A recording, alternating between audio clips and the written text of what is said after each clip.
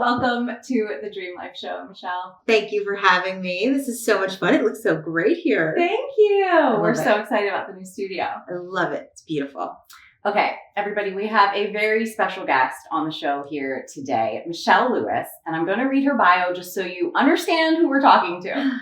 So, Michelle Lewis, an award-winning songwriter and composer, and a highly influential music creators' rights advocate. For more than 2 decades, she has written charting singles for a diverse array of artists, from Amy Grant and Cher, remember A Different Kind of Love Song? That's Michelle, to Little Mix's #1 single, Wings, just last year, I think. Actually, it was a few years ago. Yeah. But I feel like it's played a lot. Yeah.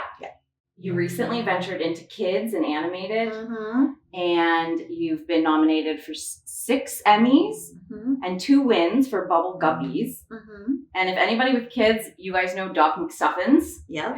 That's your composition on the show. And you're currently an executive producer, writer, and composer on a show you created called Kindergarten the Musical for Disney Junior. And you're a co-founder of SONA, the Songwriters of North America, and the SONA Foundation, which we're going to dive into both of those things. Yeah. It's a trade association that fights for songwriters' rights. And you serve on the board of directors at ASCAP and also the Recording Academy. Okay. So as you can see, we're talking to a powerhouse today. So I'm so excited to get into this. Thanks. Yeah, last year I co-founded SONA, and then last year I became the CEO of the 2 organizations, which is crazy. CEO of SONA and the Foundation. And the SONA Foundation. Okay. Yeah. So tell us about your journey. Like, how did you get to where you are now in terms of your passion for fighting for songwriters' rights and founding SONA and becoming the CEO of both organizations? Like, how did you do that? So, it's a big question, I guess. It's a big question. I mean, it all kind of makes sense if you start where I started, which is as the kid of 2 musicians in New York.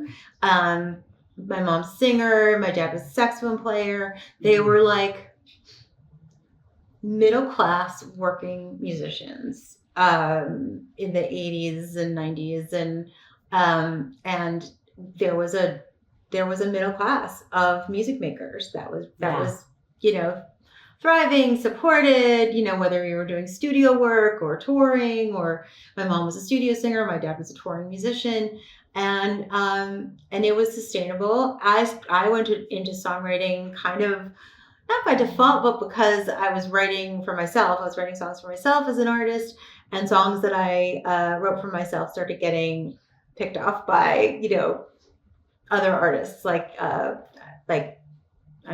Christina Aguilera, for example, or Kelly Clarkson kind of thing. So I felt like that had some dignity to it, rather than sitting in a van for hours on end, not knowing where you're going to get to when you get to the club. I did some touring in my 90s, in the 90s. In my 90s.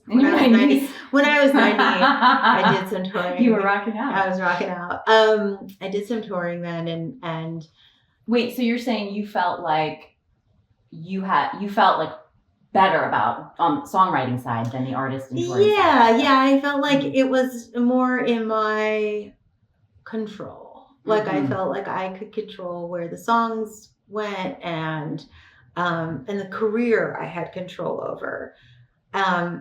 So I pivoted around 2000, or in the early 2000s, from sort of trying to do an artist thing and then becoming part of more behind the scenes and other artists, giving my songs to other artists. And it was a time when that was really there was a real ecosystem around that. It was when there Hilary Duff and Lindsay Lohan and all those TV shows that were just kind of getting going, The Voice, American Idol. I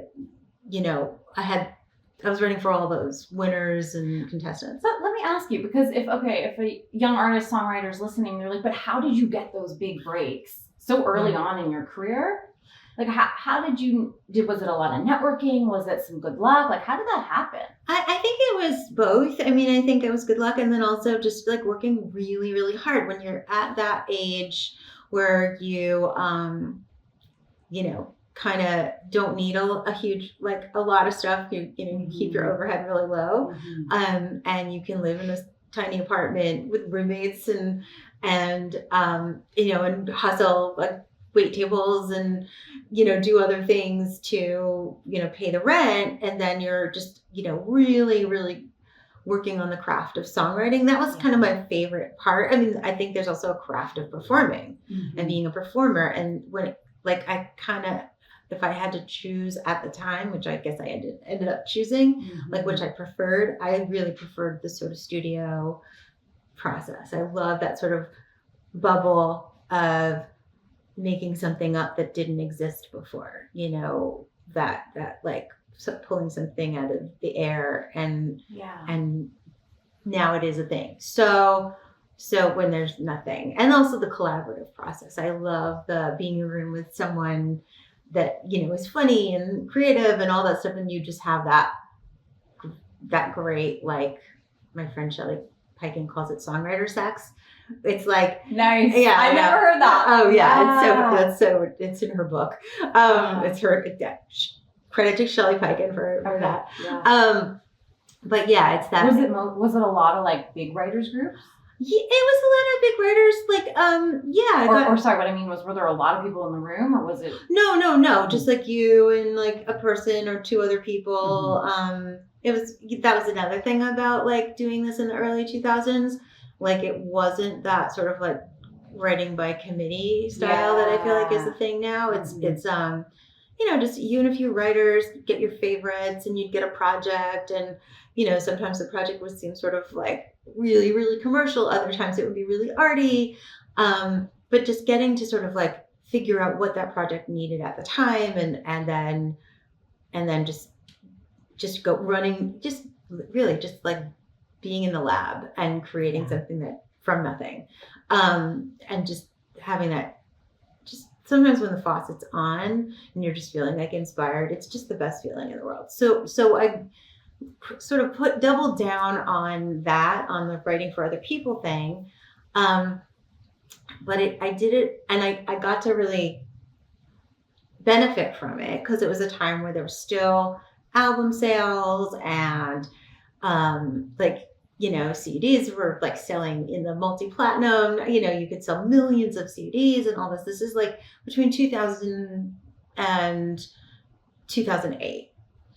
But then in 2007, 2008, something happened in the music industry that people who are like coming up now, I don't think know about, which is that YouTube, there was Napster and all that stuff, which was like a little earlier, which was definitely the first sort of disruption of the music industry. But then the real like kind of killer was having that choice, everybody having that choice between buying music, like buying an album or a CD or something like that, or just like checking it out for free on YouTube. Yeah. And that sucked. So you think YouTube itself is a bigger disruptor than Napster? I do. Okay. I ultimately, I think in terms of like dollars, it sucked more value out of like, I think the music industry went from being a $30, billion or whatever. I forgot the number, but it sucked about 2/3 of the value out of the entire music industry at the time. It really, wow. Yeah, it was crazy how much it devalued.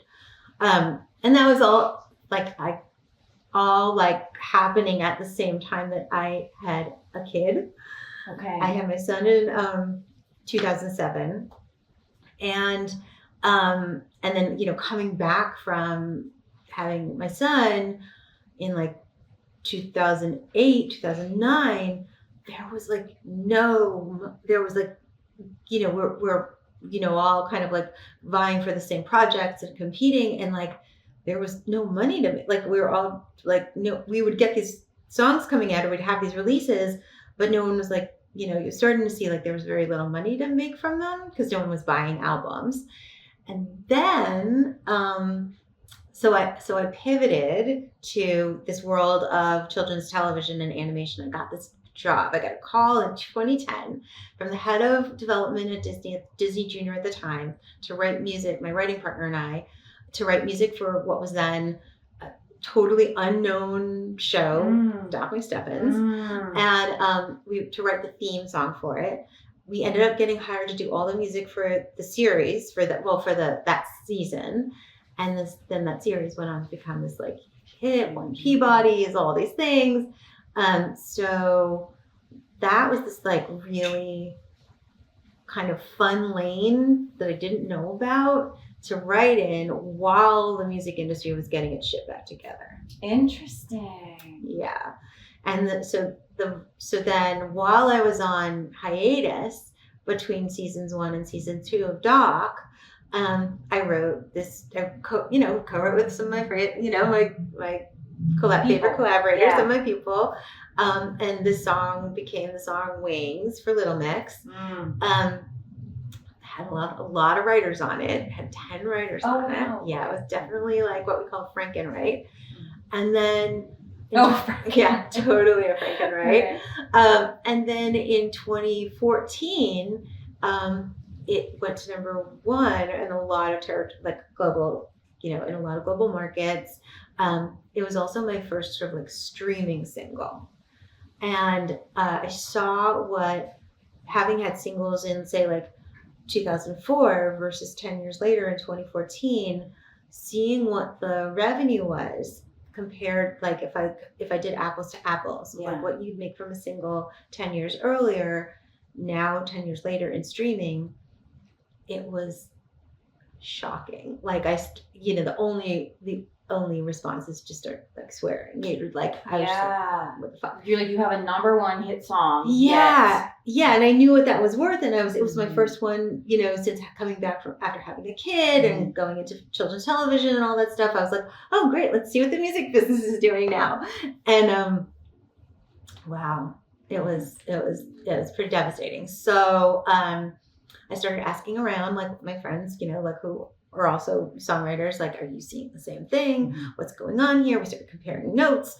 We found this attorney who... Could you share any numbers to give us an idea? Oh yeah, totally. So okay, my first quarter on my ASCAP statement, ASCAP is like the organization that collects royalties for songs that are on the radio and on TV and also in streaming. Like they collect your performance royalties. So whenever your song is played, streamed, showed on a TV show, played in a restaurant or bar, in a spin class, whatever, ASCAP has like basically they license your songs and they collect music on your behalf. They collect money on your behalf. So I was thinking like this is going to be good. So for example, Wings played on in this one quarter. Wings played on YouTube, like it was something like 13 million times, right? Like it was like 13 million views, and the number I remember like looking for it, like oh this is gonna be good, and looking for the number, and then it was like $3.78. Oh my god. Okay. Yeah, that's why I was like, what the fuck? Yeah, and that was the kind of that one statement was the first time I was just like, oh, this is bad. This is really bad. And so then, like I said, that was my like kind of like spark moment of like, is this normal, and is this what's going to happen? And I decided after like looking into it and meeting with Dina Lapolt, who is our attorney and co-founder of SONA, and my writing partner, and some other, my friend Shelley Piken and Pam Shane, other big writers who, Erica Nuri, another one, who were very busy top liners at the time, but also had that apples to apples of knowing what we had before to knowing what we had then, to know that it was messed up. And, I decided it was more worth my time to try to fix this than to write more songs. Interesting. Yeah. So we started SONA. Oh, that's so amazing. And it really was that group of like women a lot of top liners and our female attorney, who rang the alarm for our like younger siblings, like this is what's going on. You don't know because you weren't there 10 years ago to know what it was. And we need to get to the bottom of this and make it a sustainable career for our younger siblings, like who want to do this too. Yeah. And so that's what we that did. gives me goosebumps, especially because it's like the women coming together and like fighting for change and equality. Like totally. And it really wasn't and honestly, it wasn't it wasn't for women. It was really about the job of songwriter. Mm-hmm. And it was, I guess, women that were being sort of disproportionately affected because women, at least at the time, I'm sure you know this, like women are really underrepresented in like production mm-hmm. and engineering and all, and like those careers. So we're just making money from royalties. Right. Not from like session fees and day rates and producer points and producer advances. That makes total sense. We were really being like disproportionately affected by this. But it is way more, it's a problem for every songwriter and every creator. And every mm-hmm. creator, for sure. Mm-hmm. The way streaming pays out creators is it puts creators at the bottom of the formula. Like we are the bottom of the food chain, songwriters in particular, and artists as well. But we get artists fare a little better in mm-hmm. streaming, but it's still fractions of a penny, mm-hmm. per stream. So we started SONA. So how is SONA trying to change the system? So at the time, it's like a choose your own adventure for sure. Like we, at the time, the issue, after we like looked into it, figured out, that the issue had a lot to do with outdated regulations and laws, copyright laws. We went to Washington and we sort of, we met with attorneys and legislators and figured out, what was going on in copyright law that sort of led to all of this. And then we got really, we sued the Department of Justice. Wow. We did. Okay.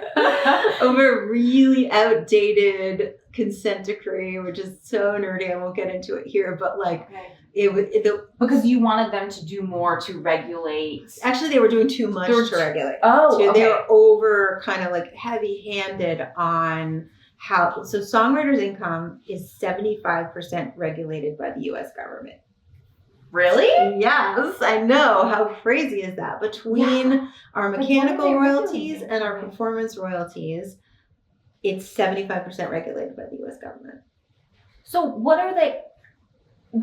So I come from Washington, D.C. Oh, I had a consulting company in D.C., government contracting. Oh my God. For over a decade. Oh. But even I'm confused. So I want you to explain, like, what are they regulating to control songwriters' income?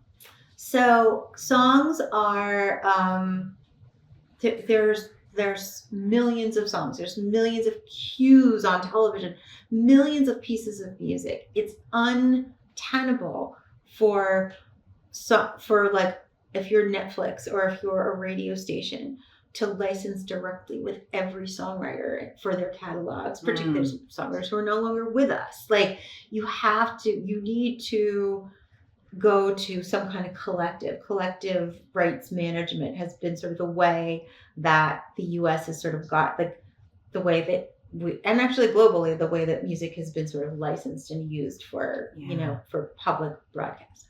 So, so those, ASCAP and BMI, which are the ones in the United States, the I'd say the biggest ones, there's two others, are considered monopolies, right? Because they have they're controlling so much of the market share of songwriters. Okay. Not so much songwriters, but our works. Our works are all in these, controlled in these, are all managed in these two places. GMR and CSAC are the others in the U.S.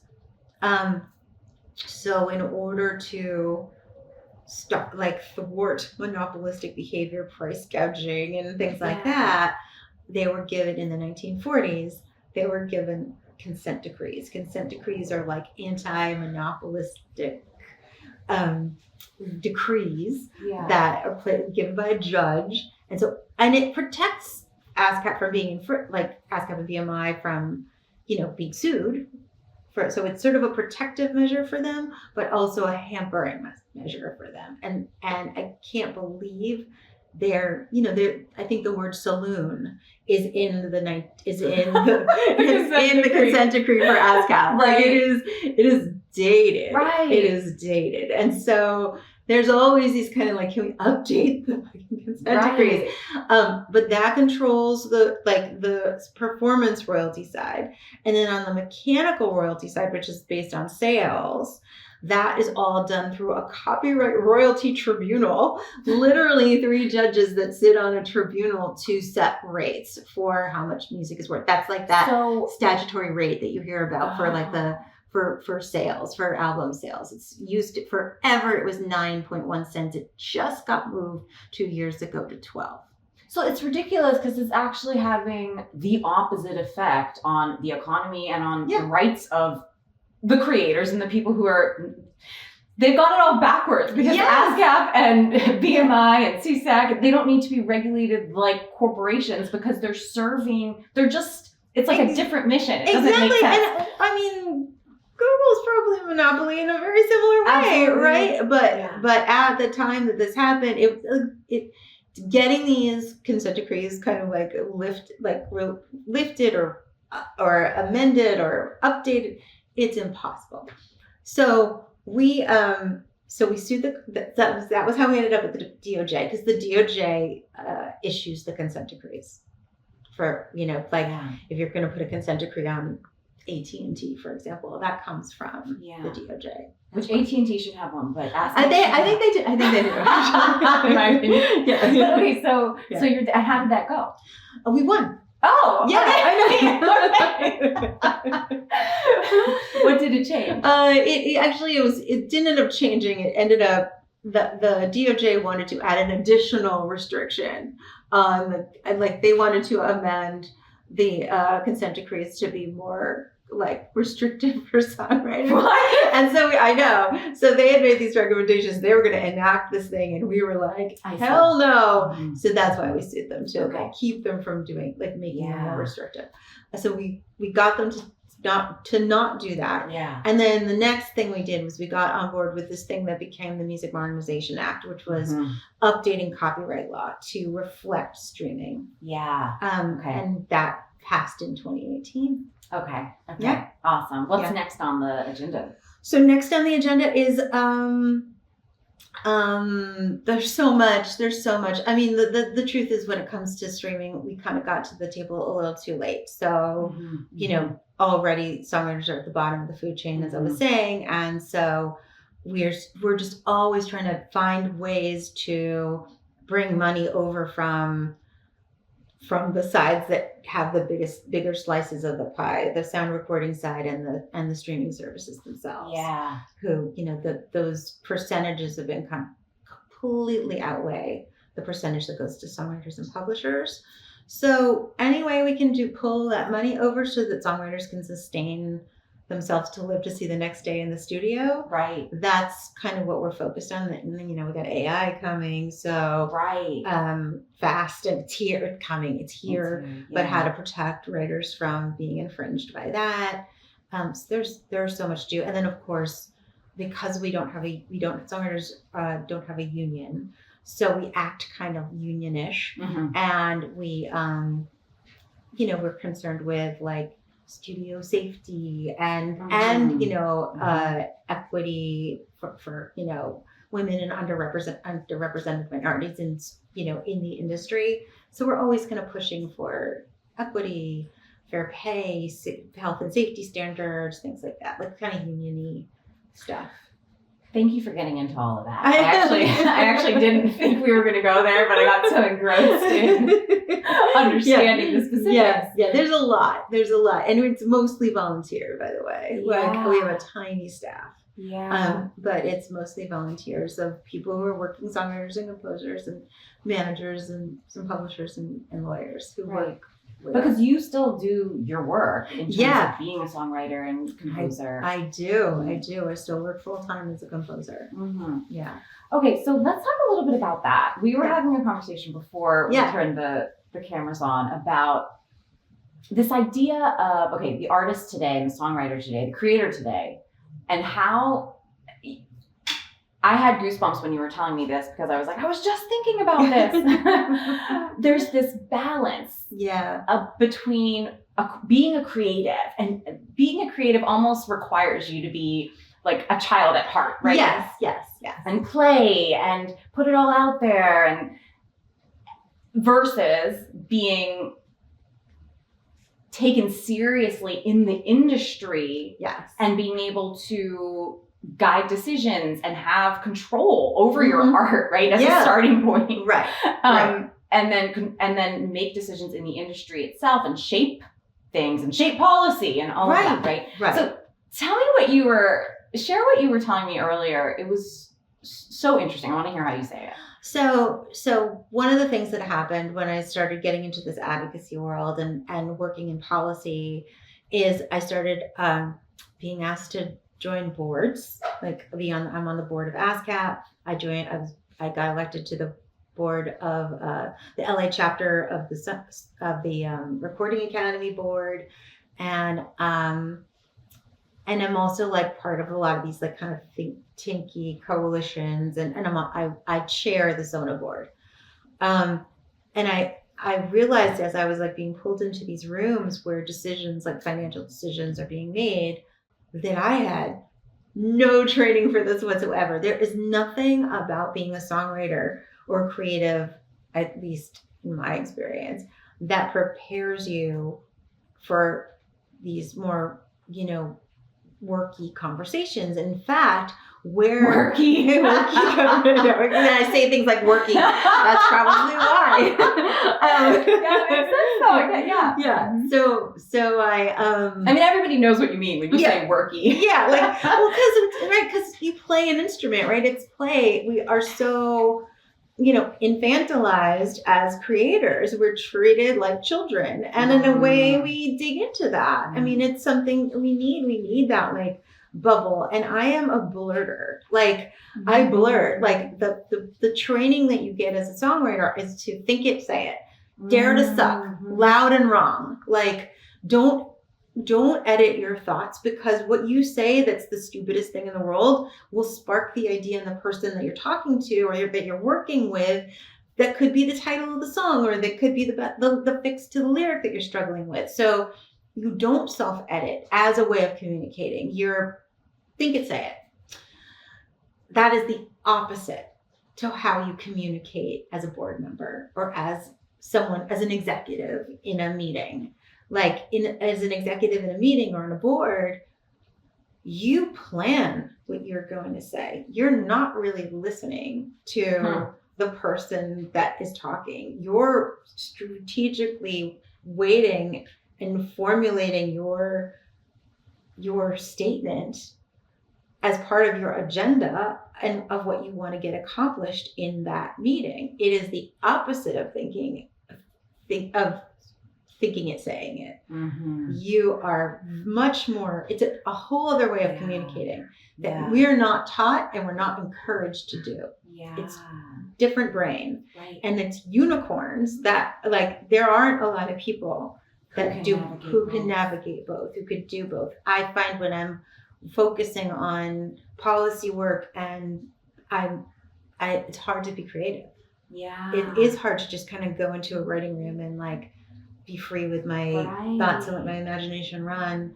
And again, it has like real, like the effect that's had on all writers is that we get, or creatives, is that we get treated like children and not consulted on the business decisions that affect us. When we started SONA, we did not see ourselves in the room where decisions were being made about our careers and and even more so as women. Absolutely more so. We looked around at the advocacy space and it was all men, frankly white men who were doing this, and they were doing great work. They were pushing for more money and more, but there were no women in those rooms. And even the male songwriters, I think the whole sexualization of females, right? Yes, especially that's also female a thing. artists. Yeah, It's like even harder to go from, being this sexy pop star and then take me serious on this business decision, which it shouldn't be one or the other. Like, why? Absolutely right. And so I guess men are more easily treated like adults than women are, I guess, in this way. There's definitely a gender difference, I think, the way we're sort of like how far you have to go to be let into this room where decisions are being made about your livelihood. Like, we missed those conversations around how the pie was divided up around streaming.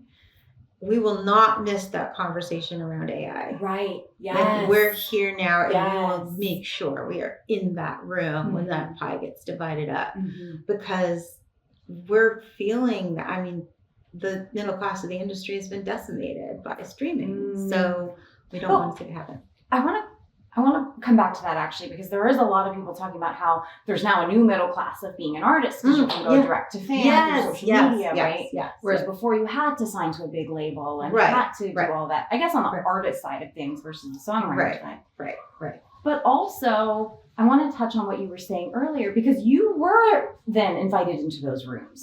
You did manage to cross over, I guess, right? Yeah. So how has that experience been for you? Or like, what are your thoughts on it at this point in your career? So I encourage it. Like, I encourage other women and people from underrepresented groups, LGBTQ,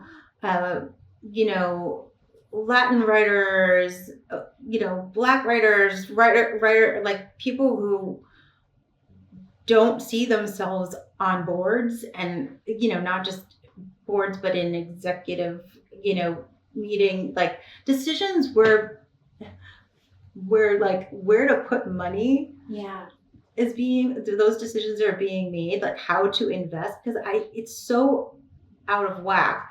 Women and people of color bring in so much revenue into the ecosystem. Think about all the women at the top of the charts right now. Think about Latin, like the explosion of Latin music, the explosion of hip hop. It's all being, so much of it is being driven into the ecosystem by these groups, and yet the boardrooms and the C-suites are still filled with one kind of person, and that's where decisions get made to spend more money. So that's why, if you're investing, what costs money?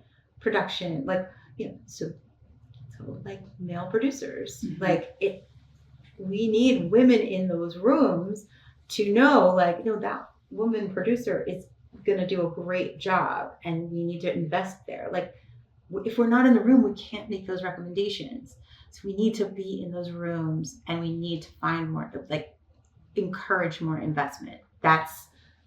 Do you think there's a way to bring some of that creativity and some of that spur of the moment thinking into those rooms? Or do you think that to get into those rooms, you kind of need to develop an alter ego? I think so. I mean, I'm sure there is a way and maybe in companies that are led by, like, start your own company, right? Like, we started SONA because we didn't see ourselves represented in the trade associations that were doing this kind of fight. That's kind of advocacy work. So start your own, right? But you need investment. So we started our own with sweat equity. But I would love to see a major label, I would love to see a major, film studio. I would love to see more women in decision-making roles. I was telling you how one of the only women on the sound recording side, on the the label side of the music industry, was just recently replaced by a 30-year-old man in August. So that, and you know, if you look at who's on their label, who's on that label, it's so many women who bring in so much, you know, revenue into that label. So it feels deep. Talk about not you know, equitable, but also just like an unfair and not 2024. Like what year are we in? That's so ridiculous that the music industry still looks like this. It's heartbreaking. so heartbreaking. It's so crazy, and you know, probably by design.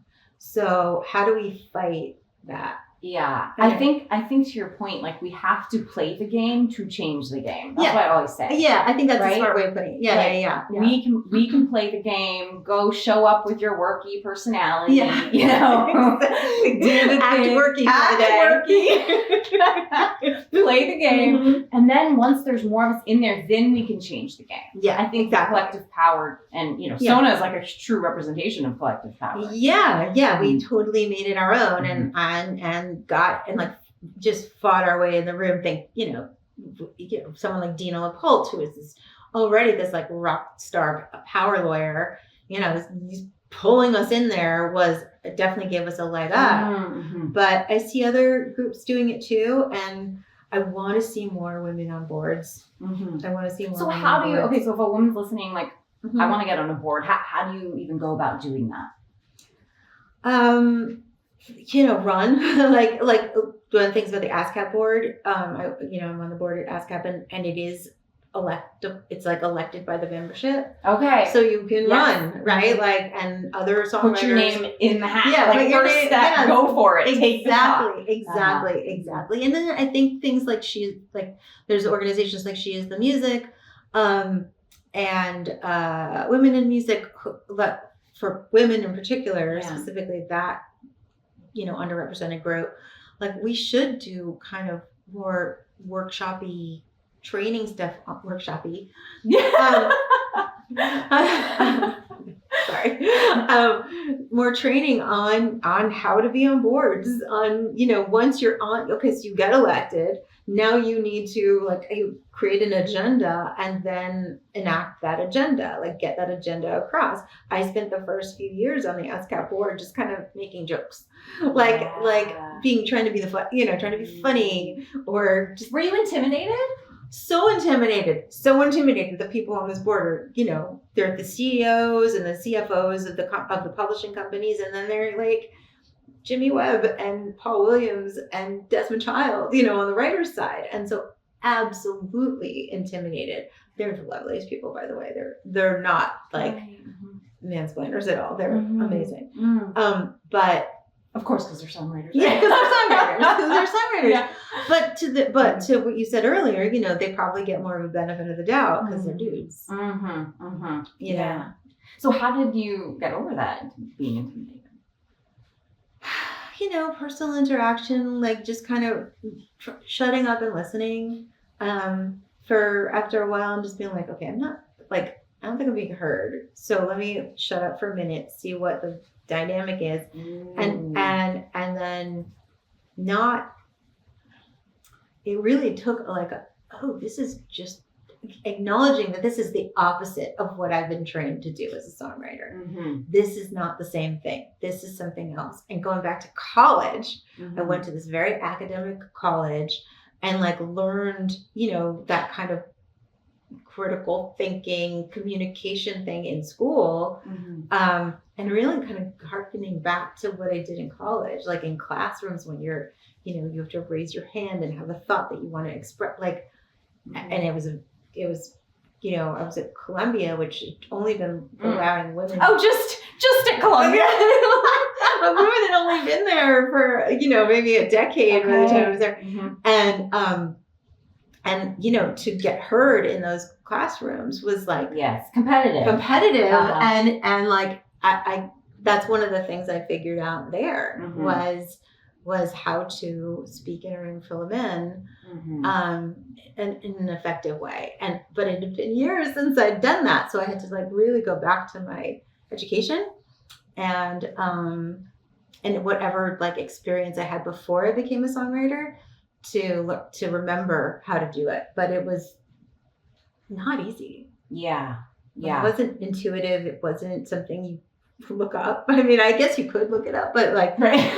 but I also think like I think on the job, you don't know what you don't know. And so like, I didn't know that I didn't know that. Mm-hmm. So kind of throwing myself into it and then finding mentors is really helpful. Like finding, the CEO of ASCAP is a woman.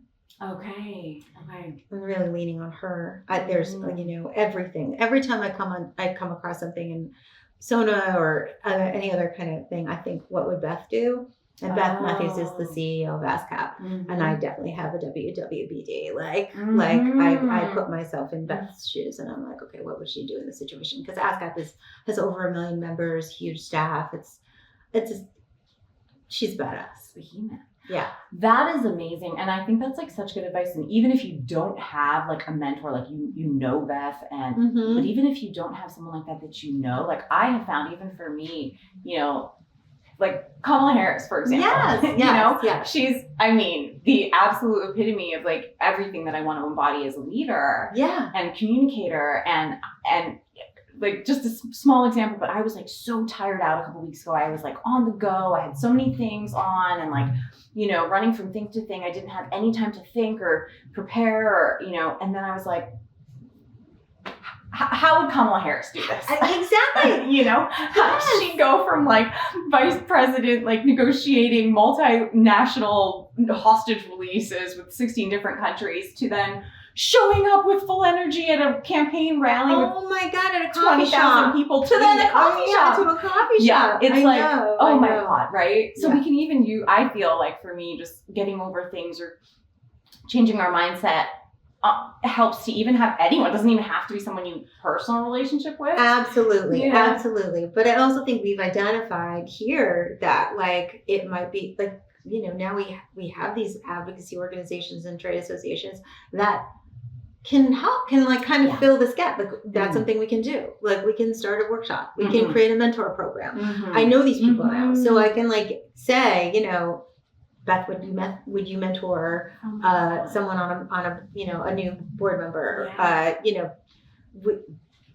can think of so many women who would, I'm sure, be psyched to help. I think we just have to, if you build it, they will come. So we build it.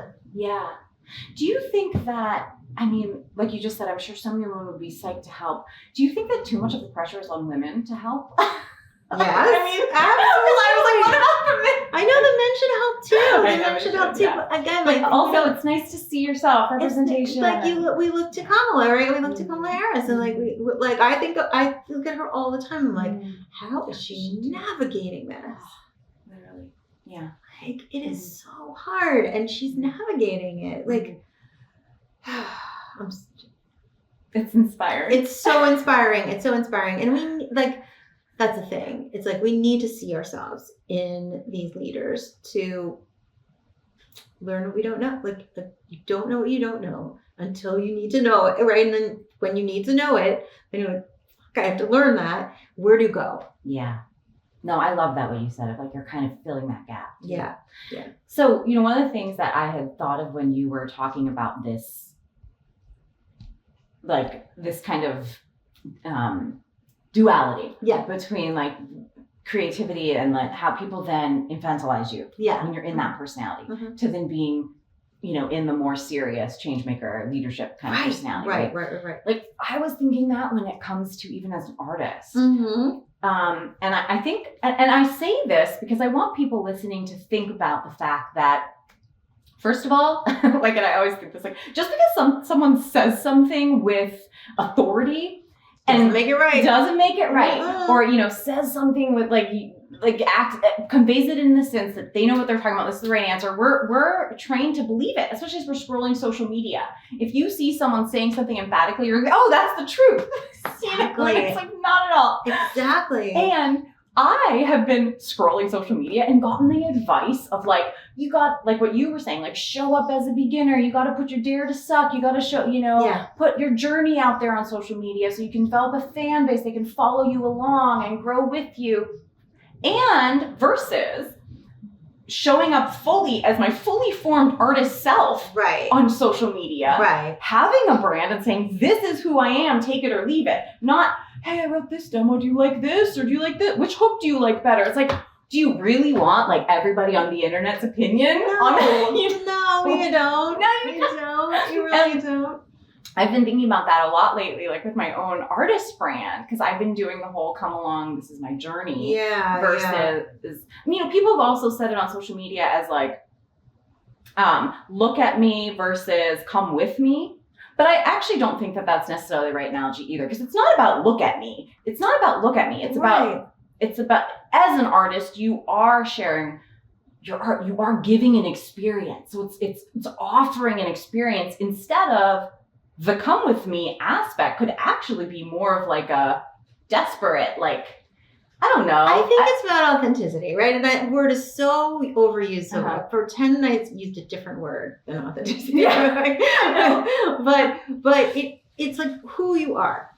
If you are generally a mess, like really, truly a mess, and that's what's like endearing about you, then showing the mess and the bumps and bruises is authentic and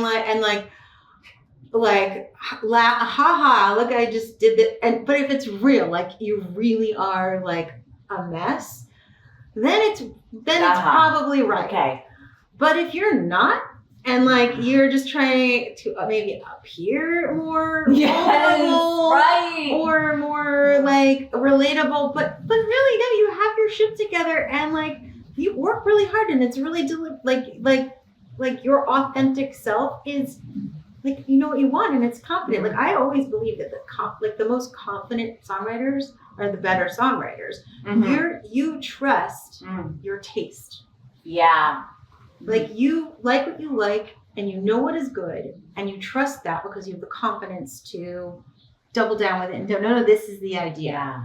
And like, I think those are better writers, better artists, because like they know what they like. And if you're kind of going like, tell me what I like, like that's, I guess, adorable for a minute, but but not if it's not you.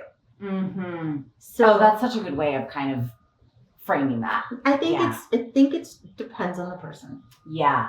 I don't think it's one size fits all. And I think like showing your journey depends on like what is interesting about your journey. I think would be interesting about your journey is like you're on the other side of those lessons. So be confident in like that, what you've learned.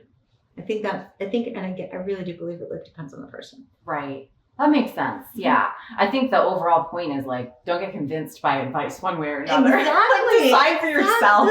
Decide for yourself. Yeah. Yeah. Totally. Because there's a zillion ways to do things, but it really depends on who you are. Totally. Yeah. Totally. Like, I mean, I was even like, a lot of people are like, don't have an artist persona because you want to be authentic as a human being. You want it for your social media, you want to show your whole self, not just your artist persona or whatever. And honestly, like I fell into that also. And then recently I'm like, I need an artist persona. Like Look, we were talking about her before. Chappell Roan is a great example of like how to do it.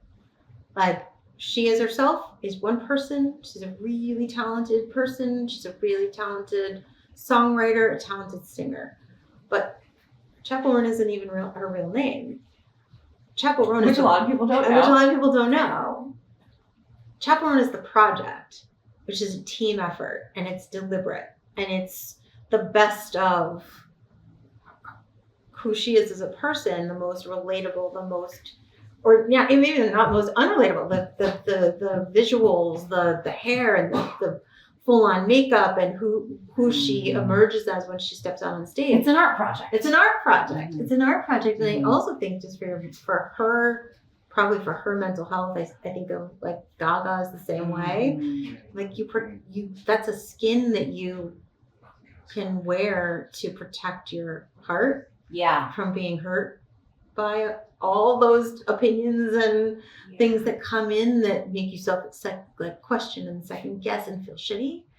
So I think for people who need to protect themselves, their souls and their stomachs, and their brains, like creating a skin and a costume Yeah. around it is self-preservation. Yeah. It's self-preservation, and it's also an outlet because we're not always that.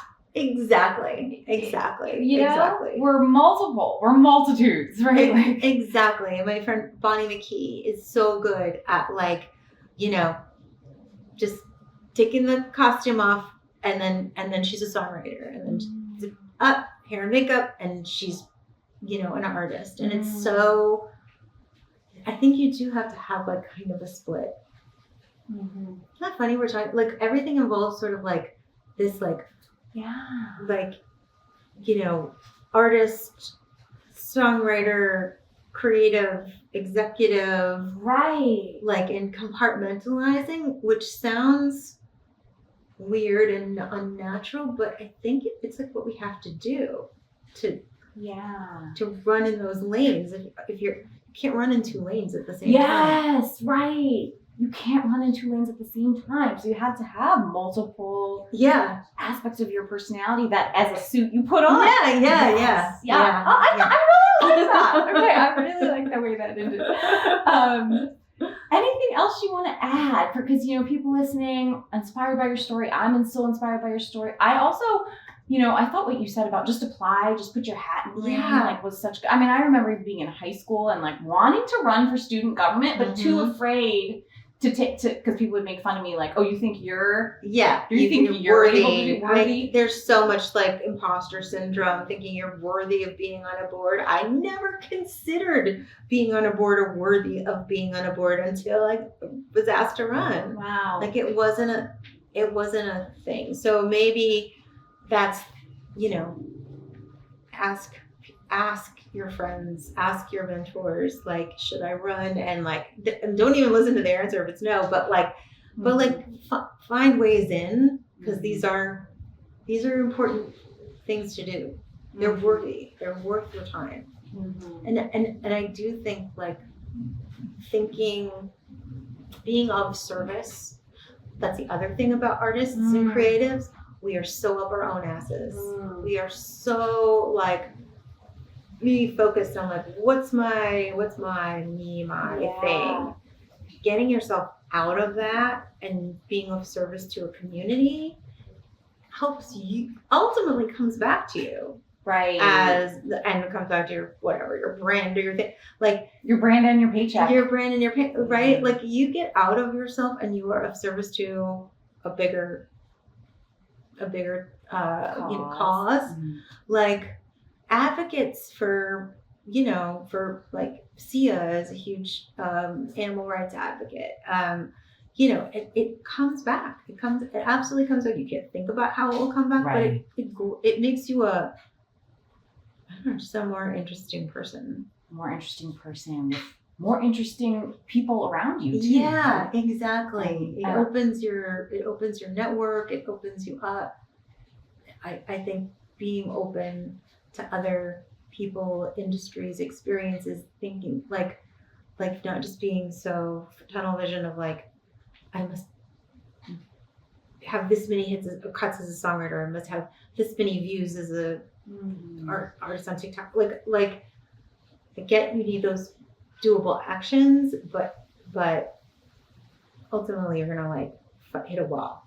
Yeah. And so just open up to your bigger community. Join SONA, which is, a trade association for songwriters and composers. If you are one, that helps the big pick. Your voice, adding your voice to the chorus of voices that is fighting for our rights really helps. But also all, the trade associations that, if you're an artist, joining the Recording Academy, it's ultimately helps you. Yeah. Amazing.